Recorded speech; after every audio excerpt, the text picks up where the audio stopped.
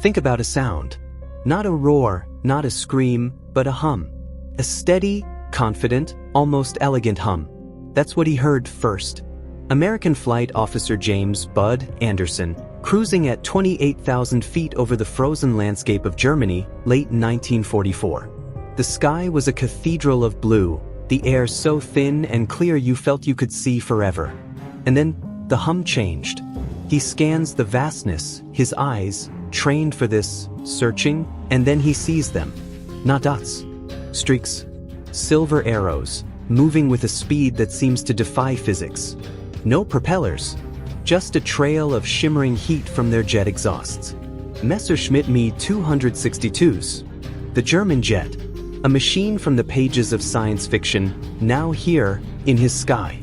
They blow past his formation of P-51 Mustangs like they're standing still. A gesture from one of the German pilots. A casual, dismissive wave. The message is clear. You are obsolete. You are history. And in that moment, the men in those propeller-driven planes should have felt fear. They should have felt despair. But Bud Anderson, he felt something else. A cold, hard smile crept across his face. Because he knew a secret.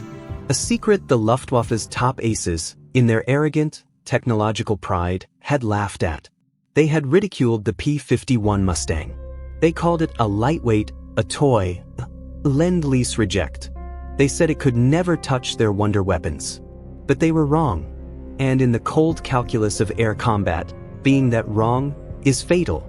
This is the story of how American ingenuity, built into a plane the Germans refused to fear, hunted down the most advanced fighter of the war.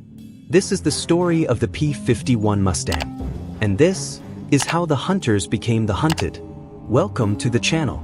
If you're new here, what you're about to hear isn't just history, it's a thriller. A true-life, edge-of-your-seat thriller where the fate of thousands and the course of a world war could be decided in the space of a single 5-minute dogfight. We're going to take you inside the cockpit. You'll feel the freezing cold that seeps through the leather jacket, smell the faint scent of oil and cordite, hear the gut-wrenching thump-thump-thump of anti-aircraft fire, and the rattle of your own .50 caliber machine guns. This is the war in the air over Europe, 1944. And it was a slaughterhouse. The Allies were bleeding. Every day, thousands of young men, kids from Kansas, mechanics from Pennsylvania, farm boys from Iowa, climbed into aluminum bombers and flew into a storm of steel. The German defenses were a meat grinder, flak so thick you could walk on it, and fighter planes piloted by the most experienced, deadly aces in the world. And then, the Germans unveiled their ace in the hole. The Messerschmitt Me-262 Schwalbe, the Swallow. The first operational jet fighter. Let me be clear about what this meant. Imagine you're a champion boxer. The best. You know every move, every feint. And one day, your opponent steps into the ring, and he's not just faster, he's from a different sport. He moves in a way you thought was impossible. The Me-262 could fly 120 miles per hour faster than the best Allied fighters. Could climb faster, dive faster. Its 430mm cannons could shred a 4-engine B-17 Flying Fortress in a single, brief burst. To the bomber crews, it was a ghost, an apparition that appeared, killed, and vanished before their escorts could even turn. The Luftwaffe High Command, especially a man you've heard of, Reichsmarschall Hermann Göring, saw it as the war-winning weapon. The thing that would finally make the cost of bombing Germany too high for the Allies to bear. They believed they had unlocked a new level of warfare and that the Allies were hopelessly left behind. And in their arrogance, they looked at the plane the Americans were starting to field in huge numbers, the sleek, beautiful North American P-51 Mustang, and they scoffed. They laughed. We have records, diaries, where German pilots called it the Little Mustang. They said it had no punch. They said its engine, a Packard-built Rolls-Royce Merlin, was weak. They saw its elegant lines and thought it was style over substance. They underestimated it. And in war, as in life, underestimating your opponent isn't just a mistake, it's a diagnosis. A diagnosis of fatal hubris. So how did this underdog become the most lethal hunter in the European sky? How did it not only hold the line but chase the vaunted German jet to its own airfield and destroy it on the ground? The answer is a story of sheer American guts, yes, but also of brilliant, stubborn engineering and a tactical genius that turned a perceived weakness into a devastating strength. Stick with me, because by the end of this, you'll understand why, for all its speed and terror, the Me-262's greatest enemy wasn't another jet, it was a propeller-driven plane the Germans never saw coming. To understand the triumph, we have to go back to the beginning. Before the Mustang was a legend, it was an emergency order. A Hail Mary. It's 1940. Britain is alone. France has fallen. The Battle of Britain is raging, and the Royal Air Force is burning through its Hurricanes and Spitfires at an alarming rate. They're desperate for planes. Any planes. They turn to neutral America, and they basically walk into the offices of North American Aviation and say, "We need a fighter. And we want you to build us Curtiss P-40s." Now, the P-40 was a solid, rugged workhorse. But the guys at North American, led by a brilliant, stubborn designer named Edgar Schmid, they looked at the P-40 and said, "We can do better." This is that classic American audacity.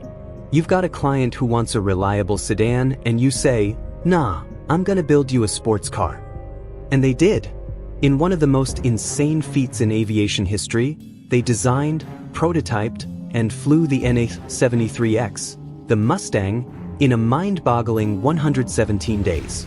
Let me say that again. From a blank sheet of paper to a flying prototype in under 4 months. The British were stunned. They ordered it on the spot. But there was a problem. A beautiful problem. The plane was gorgeous. It had this incredibly advanced, laminar flow wing that reduced drag, giving it a sleek, seamless look. It was fast, it was nimble, it was a dream to fly at low altitude. But its engine, the Allison V1710, it had a critical flaw. It choked. Above 15,000 feet, it just lost all its power. It was like a sports car that could only drive in first gear. So the British, pragmatic as ever, used it as a low-level reconnaissance and ground attack plane. It was good, but it wasn't a world beater. It wasn't the answer to the Focke-Wulfs and Messerschmitts waiting in the skies over Europe. And this is where the German dismissal began. Their intelligence reports would have come in, Americans fielding new fighter, the P-51. Low-altitude performance adequate. High-altitude performance negligible. They filed it away. A nuisance, not a threat. A mosquito, not a hawk. But back in America and in Britain, a few brilliant minds were looking at this beautiful airframe and its anemic high-altitude performance, and they had a crazy idea. It was like they had a championship-level athlete who was just out of shape. What if we gave it a new heart? A new engine? The engine they turned to was the Rolls-Royce Merlin. Now, the Merlin was legend.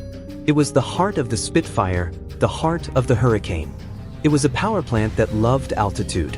The Brits had already shoehorned one into a Mustang airframe as a test, and the results were shocking. That is the sound of a problem being solved. With the Merlin, the Mustang wasn't just a low-altitude brute. It came alive. It could breathe the thin air of 30,000 feet. Its speed skyrocketed. Its range became almost mythical. And this is the first, and perhaps most critical, axis miscalculation. They saw the early Mustang and judged the entire species by its weakest member. They didn't account for American adaptability. They didn't understand that in the Allied arsenal, a weakness was just an opportunity for an upgrade waiting to happen. While German industry was struggling to produce their complex, revolutionary wonder weapons in bombed-out factories, American industry was doing what it did best: iterating, improving, mass-producing. The P-51B and C, with the Packard-built Merlin, started rolling off the production lines. And they were sent to England with a very specific and terrifying new mission.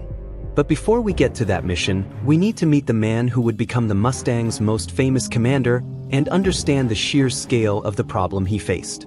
If the P-51 was the weapon, then Colonel Donald Blakesley was the warrior priest chosen to wield it. Blakesley was a character. A hard-drinking, fearless, born fighter pilot from Fairport Harbor, Ohio. He'd already flown Spitfires and the P-47 Thunderbolt with the 4th Fighter Group, and he had a reputation. He lived to fly and fight. The story goes that when he was first shown the P-51, he took one look at its graceful lines and said, "It looks like it can fly." He took it up for a test flight, landed, and his verdict was simple and absolute: "We've got to have it." Blakesley saw what the Mustang could do that no other American fighter could: go all the way. The P-47 Thunderbolt was a magnificent beast, a flying tank, but its range was limited. It could only escort the bombers to the German border, and then it had to turn back. And the German pilots knew it. They'd wait, lurking just out of range, like wolves, watching the Thunderbolts peel away. And then they'd pounce. They called that turn-back point the fighter release point. The bomber crews had a different name for it. They called it the point of no return. Because once the escorts left, the slaughter began. This was the period the bomber crews called the Big Week and beyond, late 1943, early 1944. The skies over Schweinfurt, Regensburg, Berlin, they were dark with bombers and darker with the smoke of dying aircraft. Loss rates of 10, 15, even 20% on a single mission. Do the math. A 20-man crew in AB-17 had a statistical life expectancy of fewer than 15 missions. It was unsustainable. Morale was crumbling.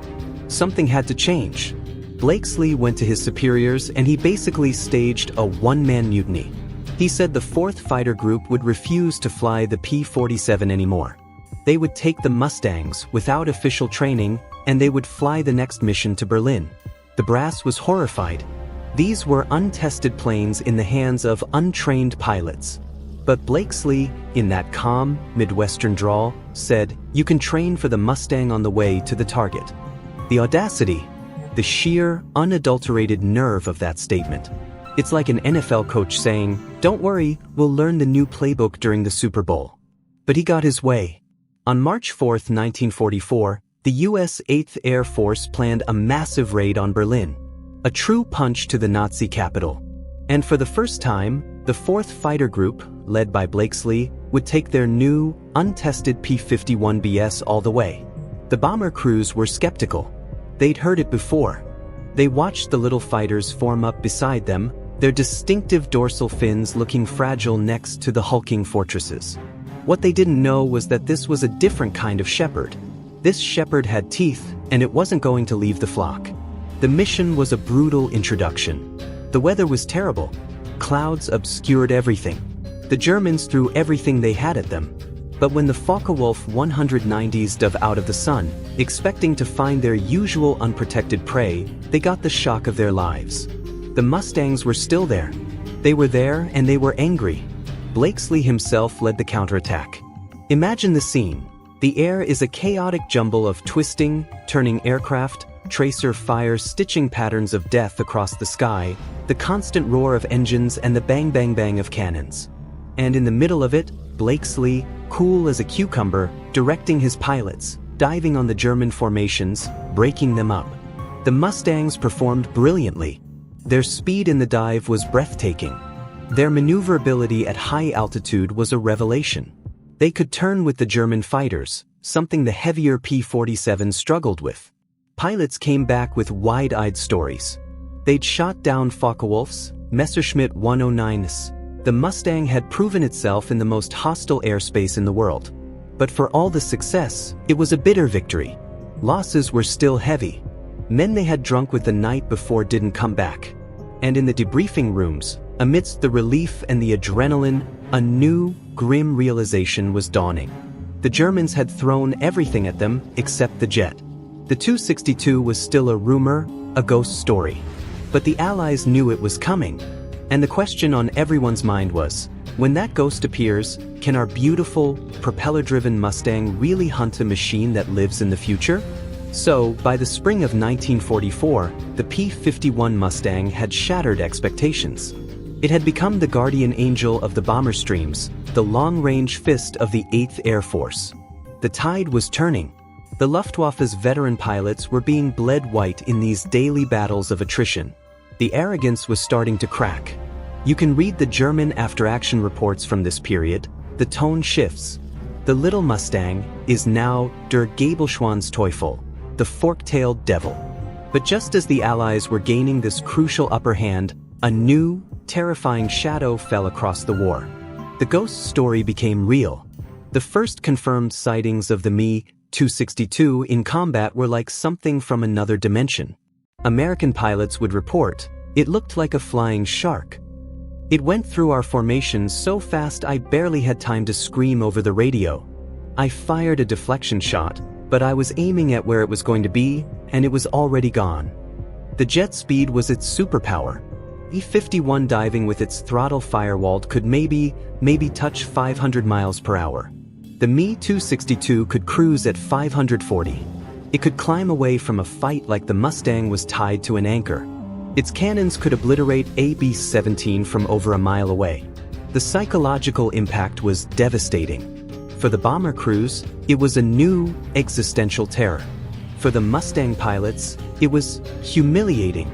They'd work for minutes to get into a position of advantage, using all their skill, and the jet would just step on the gas and vanish.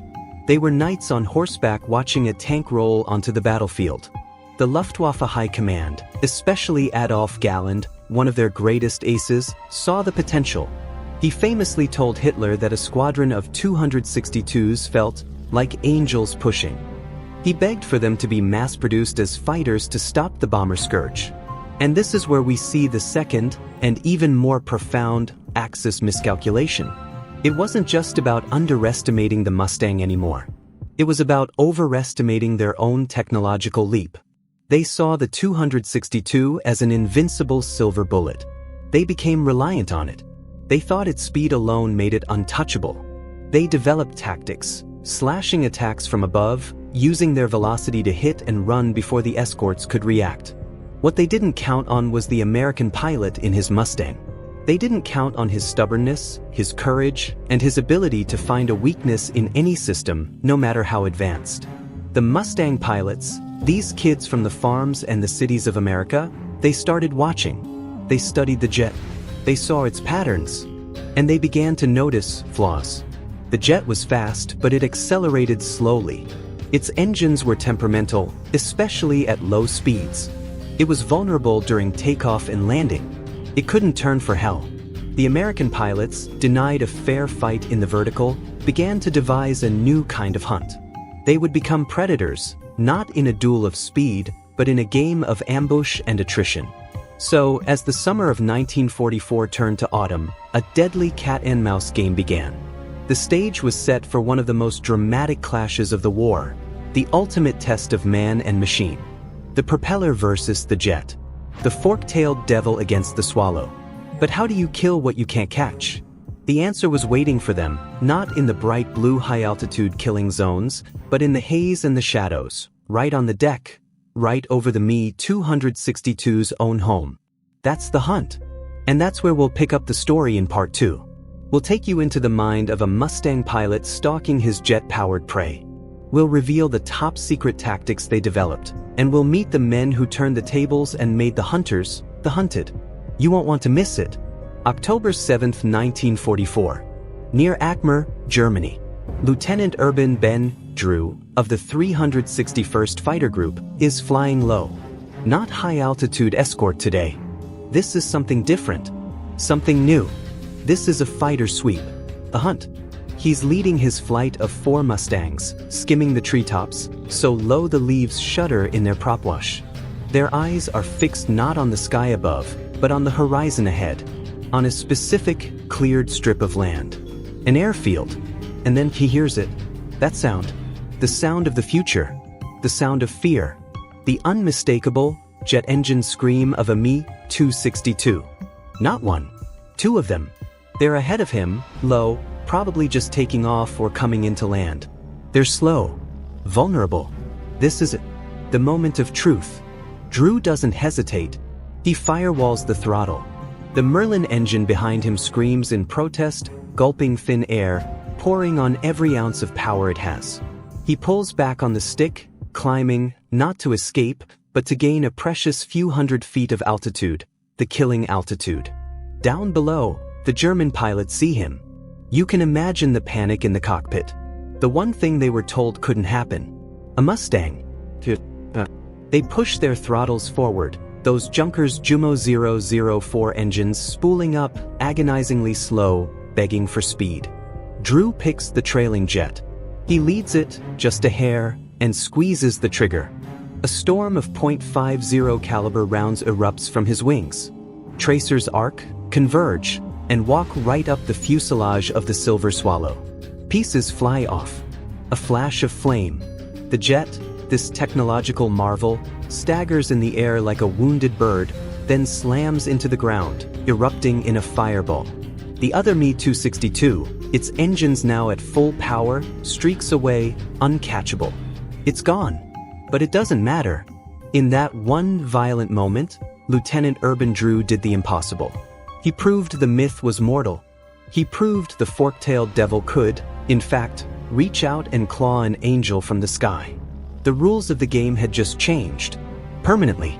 To understand the sheer magnitude of Drew's kill, you have to feel the aura of invincibility that surrounded the Me-262 in those early days. For the Mustang pilots who first encountered it, it was a demoralizing, almost supernatural experience. Let me paint you a picture from the other side. It's a different pilot, a different day. A formation of B-17s is plodding towards its target. High above, the little friends, the P-51s, weave gracefully, a protective screen. Then a call over the radio. Bogies. High at 2 o'clock. Everyone cranes their necks. And they see them. Not diving, not climbing in a graceful arc. They seem to fall out of the sky. A shallow, terrifyingly fast descent. They don't look like planes. They look like silver blades slashing through the air. That sound. The 30mm cannon. It wasn't a rattle. It was a demolition. A single, 1-second burst was enough to tear the wing off a fortress. The jets would blow through the entire bomber formation in seconds, their speed so great that the gunners barely had time to traverse their weapons. By the time a Mustang pilot had rolled over and pushed his nose down to pursue, the 262 was already 1,000 yards away, a shrinking speck, climbing back to altitude as if it had been shot from a cannon. The initial American tactics were futile. They tried to dive on them. Useless. The jet was faster in the dive. They tried to climb after them. A joke. The jet's rate of climb was staggering. They tried to set up ambushes at altitude, but the 262 pilots were smart. They'd hit the bombers and then run, using their speed as an impenetrable shield. The frustration in the after-action reports is palpable. You can read the desperation. Engaged Me-262 at 28,000 feet. Fired a long burst from 600 yards. No apparent effect. Target applied power and outran me with ease. It was like trying to catch a bullet with a butterfly net. And the Germans knew it. The psychological warfare was intense. There are accounts of German pilots, after making a slashing attack, slowing down just enough to waggle their wings at the struggling Mustang pilots. A gesture of pure, unadulterated contempt. You see? You are nothing. Your plane is a relic. This arrogance, however, began to breed carelessness. The 262 pilots, feeling invulnerable in the air, started to develop patterns. And the Mustang boys, these tenacious, clever American kids, were watching. They were the ultimate problem solvers. And they were about to crack the code. So, if you can't beat the Me-262 in a straight-up race, how do you kill it? The answer wasn't found in a single, brilliant, eureka moment. It was pieced together, life by life, mission by mission, in smoky debriefing rooms across England. The Mustang pilots, men like Blakesley, Don Gentile, John Godfrey, and countless others, they became forensic analysts of their own failures. And they identified the jet's Achilles heel. Or rather heels. It had several. Weakness number 1. The engines. The Junkers Jumo 004 turbojets were revolutionary, but they were also finicky. They had a terrifyingly slow acceleration time. From idle to full power could take up to 10 seconds. 10 seconds? In a dogfight, that's an eternity. A Mustang's Merlin engine responded to the throttle almost instantly. This meant that if you could catch a 262 when it was slow, like, say, just after takeoff or when it was lining up for a landing, it was a sitting duck. It couldn't spool up and run away in time. Furthermore, the engines were notoriously unreliable. The metallurgy wasn't perfect. They were prone to compressor stalls and flameouts if the throttle was moved too aggressively. A 262 pilot diving on a bomber had to be careful not to overspeed his engines, or they could simply disintegrate. Weakness number 2, maneuverability. The Me-262 was a straight-line assassin. But in a turn? It was a pig. Its wings were designed for high speed, not for agility. At lower speeds, its controls became heavy, sluggish. A well-flown P-51, by comparison, was a ballet dancer. It could turn inside a 262 all day long. The key was to get the fight down to the deck, to slow it down, to force it into a turning fight it could not win. Weakness number 3, the pilot. The men flying the 262s were the best the Luftwaffe had left. But they were also human. They got overconfident. They started taking shortcuts. They'd fly predictable routes to and from their bases. And most critically, they felt safe on their own airfields. That was their biggest mistake. And so, a new, brutal, and devastatingly effective tactic was born, the rat scramble. Or, more officially, Operation Bodenplatte, but from the other side. While the Luftwaffe was planning its own massive, last-ditch airfield attack, the Mustang groups were already doing it on a smaller, more surgical scale. The strategy was simple. Instead of flying high with the bombers, waiting to be reactive, they would go proactive. They would send flights of Mustangs, rat scramblers, sweeping low over known German jet bases, especially in the vicinity of Munich and the Rhine. They would hide in the haze, using the terrain for cover. And they would wait. They weren't waiting for the jets in the air. They were waiting for them on the ground. Imagine the scene from the German perspective. You're a 262 pilot. You've just landed after a grueling mission. You're taxiing back to your dispersal point, tired, maybe low on fuel and ammunition. The ground crew is waiting. And then, out of nowhere, a terrifying, rising snarl. 4 Mustangs, appearing as if from the earth itself, screaming over the tree line at treetop height. Their .50 calibers are already firing. It was chaos. It was merciless. And it was devastatingly effective. The Mustangs would strafe the airfield, blowing up 262s on their hardstands, destroying fuel bozers, and shooting up hangars. They'd be in and out before the flak gunners could even get their helmets on. They weren't just killing planes. They were destroying the entire ecosystem that supported the jet program. This was the moment the P-51 truly became the hunter. It was no longer about defending the bombers. It was about taking the war directly to the enemy's doorstep, into his very home, and proving that nowhere was safe. Which brings us back to Urban Drew. His story is the perfect case study of this new hunter-killer mentality in action. October 7, 1944, wasn't a fluke. It was a textbook execution of a newly developed playbook. Drew's flight wasn't just joyriding over Germany. They were on a targeted fighter sweep, specifically looking for trouble around known jet bases. They were hunting. As they approached Akmer Airfield, flying low to avoid radar, their vigilance paid off. They spotted 2 Me-262s in the landing pattern. This was the ideal scenario. The jets were slow, at low altitude, their gears possibly down, their pilots thinking about their coffee, not about a fight. Drew's decision to climb was a masterstroke of air combat reasoning. He didn't just dive in. He used his energy, his altitude and speed to set up the perfect killing blow. That brief climb gave him the potential energy he would convert into the screaming dive that brought him into gun range. Now, let's get one thing straight. The Me-262 wasn't made of paper. It was a tough aircraft. But Drew was a superb shot. His gun camera footage, which sadly was lost for decades, would later confirm what he claimed. He didn't spray and pray. He fired a short, disciplined burst from about 300 yards. His 6.50 caliber machine guns, loaded with a mix of armor-piercing and incendiary rounds, walked right into the 262's fuselage and wing root, and here's the most poignant, most human detail of this entire engagement. For decades, Drew's double victory, he destroyed a second 262 in the same fight, was just a claim, an unconfirmed. The gun camera film was lost. The Luftwaffe records were chaotic. Nobody could officially verify that a lowly Mustang had taken down two of Germany's prize jets. It wasn't until the 1970s that a German historian, digging through the rubble of the past, found the wreckage reports. He found the records for two Me-262s from Kampfgeschwader 51 that were lost on October 7, 1944. Near Akmar. Due to enemy fighter action. The times matched. The locations matched. Urban Ben, Drew was officially, and finally, credited with the kills, nearly 30 years later. The man had lived his whole life knowing what he'd done, without the official recognition. That, in its own way, tells you something about these pilots. They weren't in it for the glory. They were in it to win. To prove a point. To protect their friends in the bombers behind them. Drew's victory was a signal flare to every Mustang group in the European theater. The memo was out. The jet can be killed. Here's how.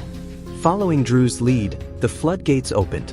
Mustang pilots began scoring against the 262 with increasing frequency.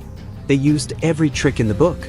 They'd set up decoys, a high-flying bomber stream to lure the jets up, while the rat scramblers lurked below, ready to pounce when the 262s returned to base, low on fuel and ammunition. They developed the yo-yo. A Mustang flight would patrol above a known jet base. When a 262 took off, it was at its most vulnerable, struggling for speed and altitude. The Mustangs would then yo-yo down on it, using their dive speed to get a single, lethal pass before the jet could accelerate away. The psychological impact was immense. The Luftwaffe jet pilots lost their sense of sanctuary. The airfield, once a refuge, was now the most dangerous place to be. Every takeoff, every landing, was a gamble with death. The stress must have been unbearable. The mighty Me-262, the war-winning weapon, was being systematically grounded, not by a superior aircraft, but by a superior strategy. The P-51, the plane the Germans had laughed at, had outthought its quarry. It had turned the jet's greatest strength, its speed, into a liability by forcing it to fight in an arena where that speed was neutralized. The fork-tailed devil was no longer just an escort. It was a predator, a stalker, a relentless hunter that had learned to wait in the shadows for its prey. The skies over Germany were no longer a safe haven for the Swallow. But the story isn't over. The Luftwaffe wasn't going to give up its wonder weapon without a fight. They would adapt. They would create their own elite jet units, led by the most famous ace of them all. They would devise new, desperate tactics to protect their technological marvels. The final, climactic battle for air superiority over the Third Reich was about to begin. The air over Germany in the spring of 1945 was a strange, new kind of battlefield. It was a sky belonging to the twilight of the gods. The once proud Luftwaffe was a shattered force, its experienced pilots dead or exhausted, its fuel reserves measured in drops, its airfields pockmarked craters. Yet, from this decay, a final, brilliant, and terrifying flower bloomed. The elite jet unit known as Jagdverband 44, JV-44. This wasn't just any squadron. This was a gathering of legends, a last-ditch assembly of the most famous, decorated, and disillusioned aces the Reich had left. And their commander was a man whose name was a synonym for German air power, General Adolf Galland. Galland, the former general of the fighters, had been sacked by Göring for his constant, brutal honesty about the dire state of the Luftwaffe.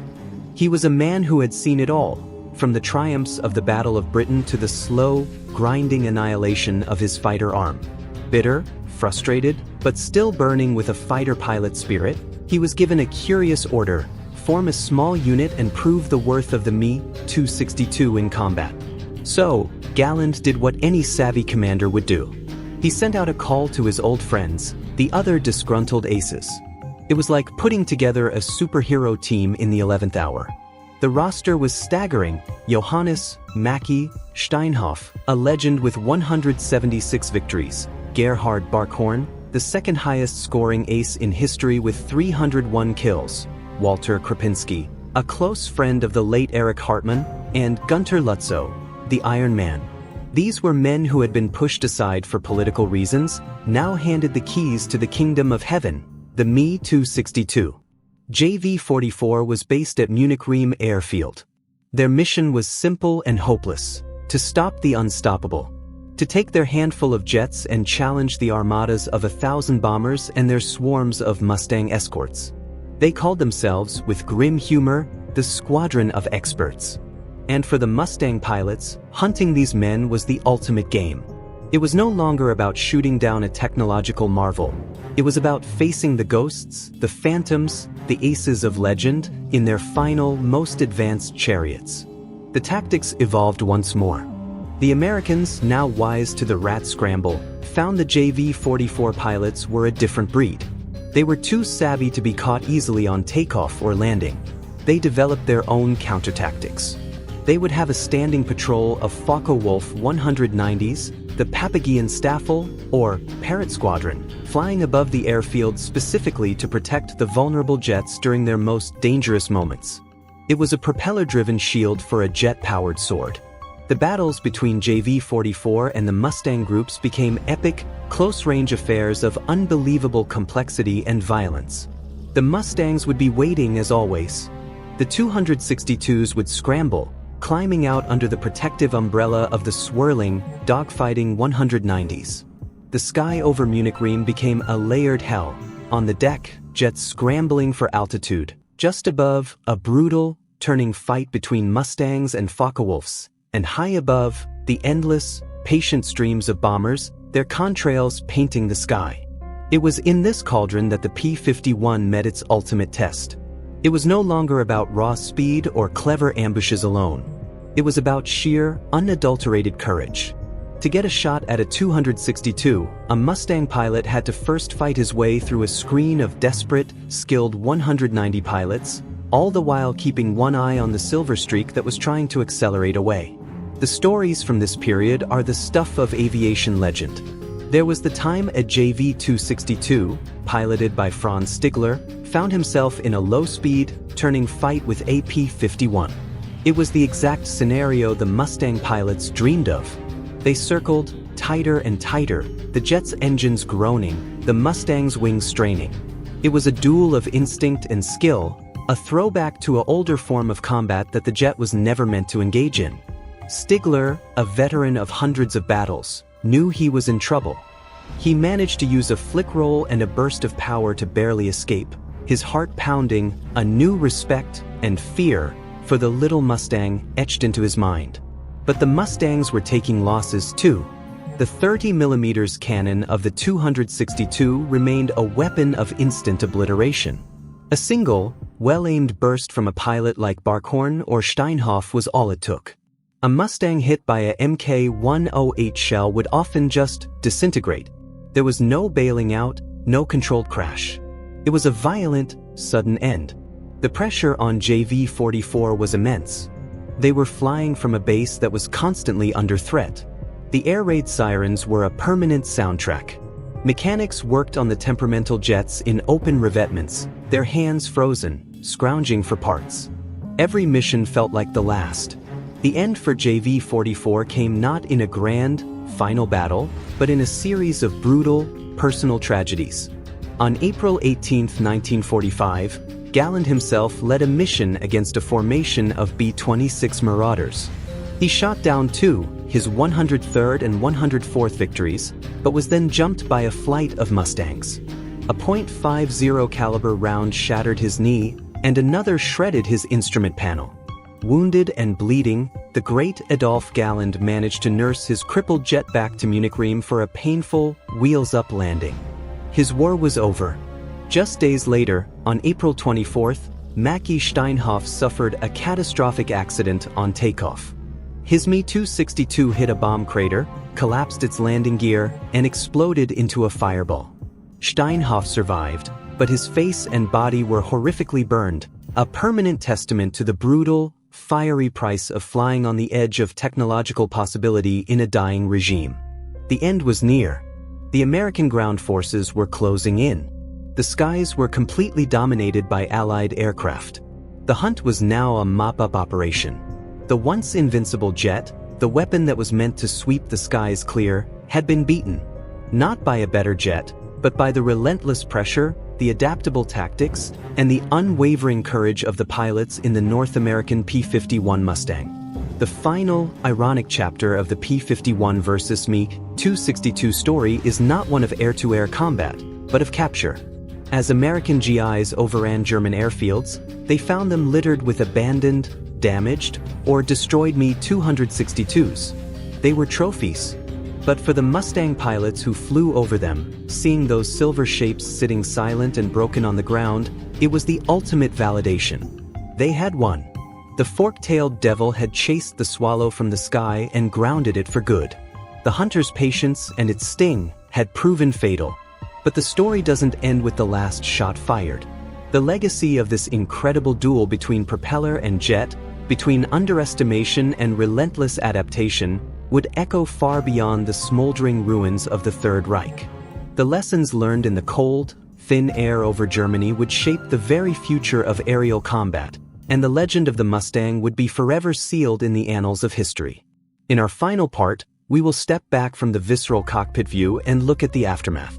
We will tally the cost, honor the fallen, and explore how this specific clash of machines and wills became a timeless lesson in the dangers of arrogance and the enduring power of the underdog. The final reckoning and the legacy is next. The silence was the first thing they noticed. For the Mustang pilots who had survived the final, chaotic weeks of the war, the sudden absence of sound was deafening. No more frantic radio calls of bogeys, 2 o'clock high.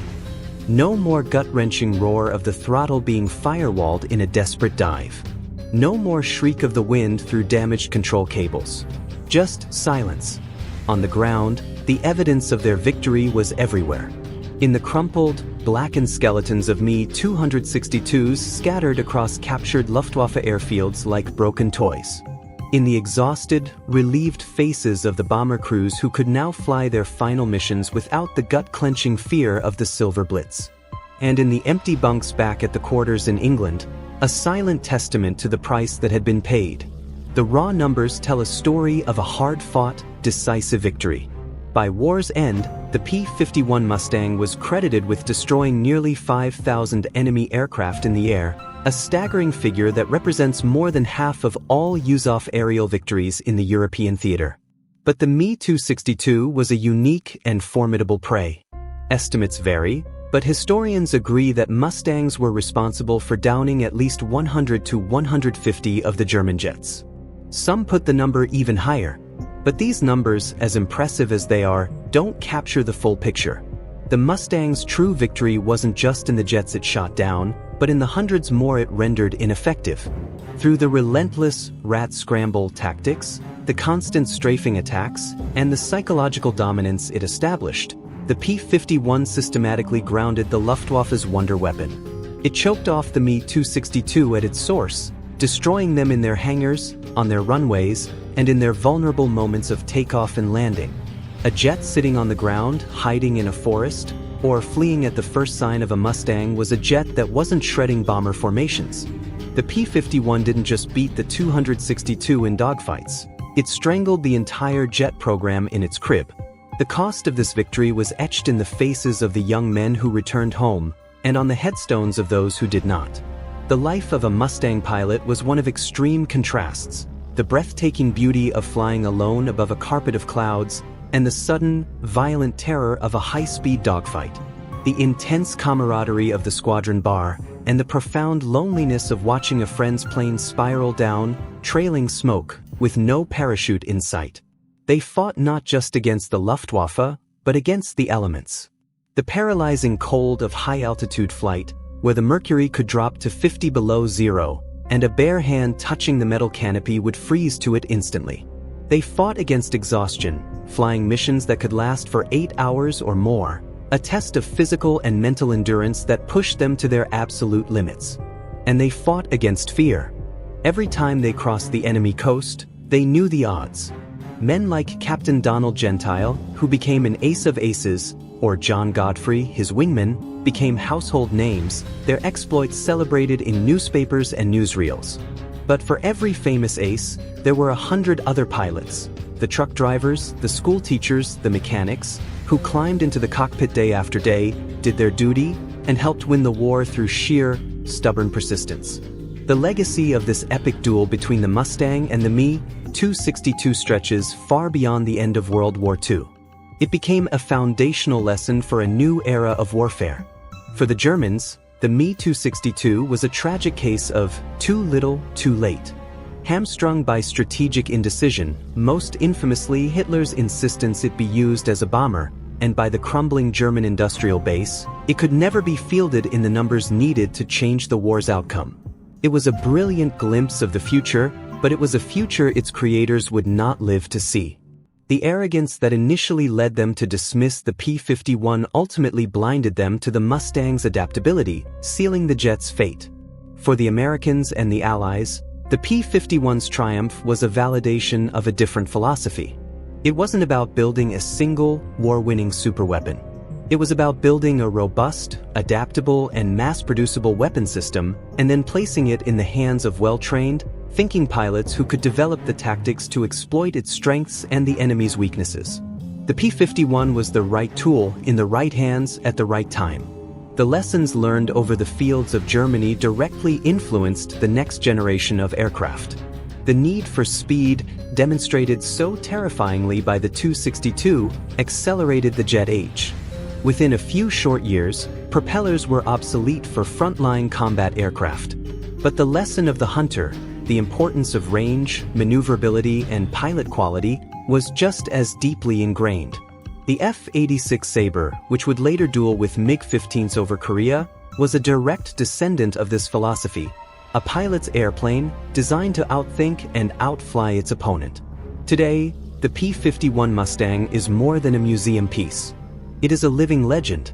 At air shows across the world, the sound of its Rolls-Royce Merlin engine roaring to life is a time machine. It is a sound that evokes a specific, powerful emotion, a mix of nostalgia, awe, and profound respect. It is the sound of freedom earned the hard way. For the few remaining veterans who flew them, it is the sound of their youth, of friends lost, and of a job well done.